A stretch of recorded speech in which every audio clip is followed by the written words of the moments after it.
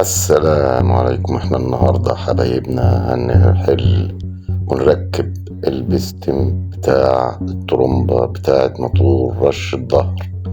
والبستم ده بعد التركيب الجديد ان شاء الله هتشوفوا المشاكل والوش بتاع الدق والرزع عشان نفك الترس، لان كانت طبعا الترومبة دي لازقة مصدية وفيها شوية مشاكل كده، فاحنا من الاول بنوريكم على السريع كده الوش والمشاكل اللي قابلتنا أثناء عملية الحل، لأن هي عملية برضو طبعا دقيقة وصعبة شوية، والأجزاء الألمنيوم بتبقى يعني ضعيفة ما تستحملش الدق، فبنستخدم الشاكوش السيليكون وبنتعامل معاه بمبدأ إن هو ضعيف، يعني مش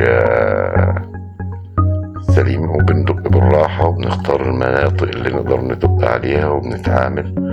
وفورنا الترس طبعا ما فيش فايدة، ما طلعش لوحده، اضطرنا نفك الوش علشان نبدأ ندق دقة كده خفيفة من الداخل. حتى المسامير من الركنة كانت حالتها يرثى لها يعني. وحالة الترومبة والموتور طبعا انتوا هتشوفوه في الآخر في التشطيب. احنا بدأنا ندق على قاعدة البلية من هنا، البلية اللي هي النطاحة، وبين دلوقتي قدامنا التروسية والكراتش. المجموعة دي كويسة، ما نقدرش اقول ان طبعا الزيت بيحميها شوية، والزيت بيعتبر عامل حفظ جيد جدا للموتور. طبعا هنبدأ نشوف البستم الكباس بمعنى أصح. كباس طبعا فيه صدى وفيه تآكل، وهنشوف الكاوتش برضو،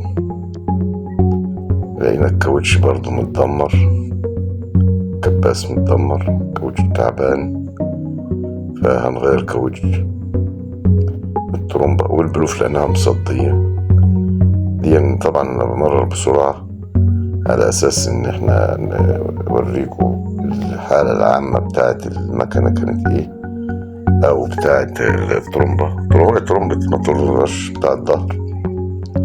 وطبعا دي بتشتغل على نظام كلاتش وكباس ترددي على بلية نطاحة وجلب هي النحاس. كانت راكبة برضو غلط للأسف من واحد قبل منا، والنتيجة كانت طبعا الكباس تأكل وتبهدل وأثر على المحرك نفسه، بدأ ينفخ زيت وبتاع ويسخن بطريقة بشعة.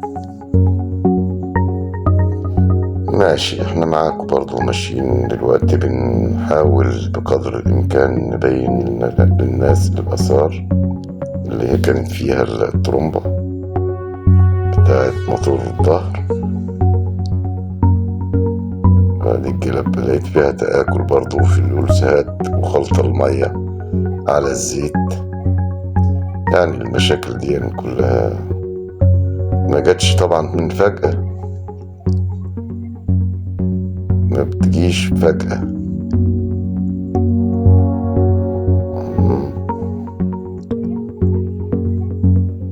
ايوه هو كده بقى نفك الوش برضه بتاع الكلاتش.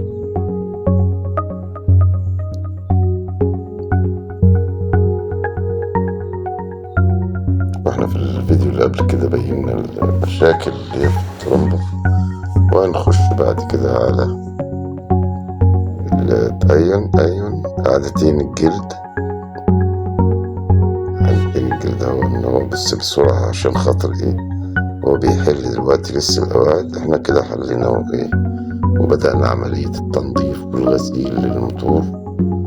وهنا بنبين برضو بعض الحركات الجميلة كده والفنية، بحيث ان احنا نخلي الوضع برضو مريح شوية لأصحابنا أصحاب التكاتك، عشان ما يملوش من الفيديوهات اللي هي الصغيرة دي. بس احنا بنحاول بقدر الإمكان أي فرصة ندي معلومة في الميكانيكا، أي نوع من أنواع المحركات.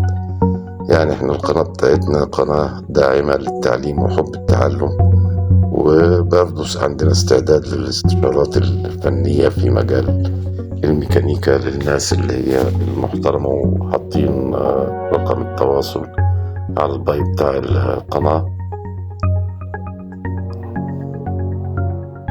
هنا بيربط بالألانكيه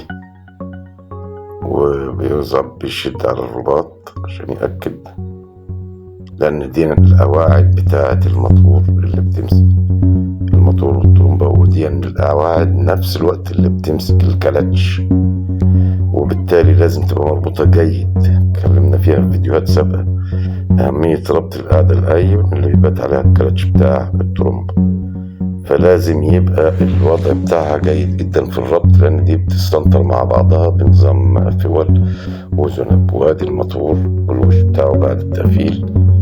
هنبدأ بقى نخش على تقفيل. الله ده بيلف لوحده. وادي يا سيدي الجيربوكس بتاع الطرمبة المتوصل على الكلاتش بترس رئيسي، ترس صغير بيناول ترس كبير عشان يخفض من سرعة. وهنا دي الفرغة بتاعت الطرمبة بتاع الكباس، وهنا البلية النطاحة موجودة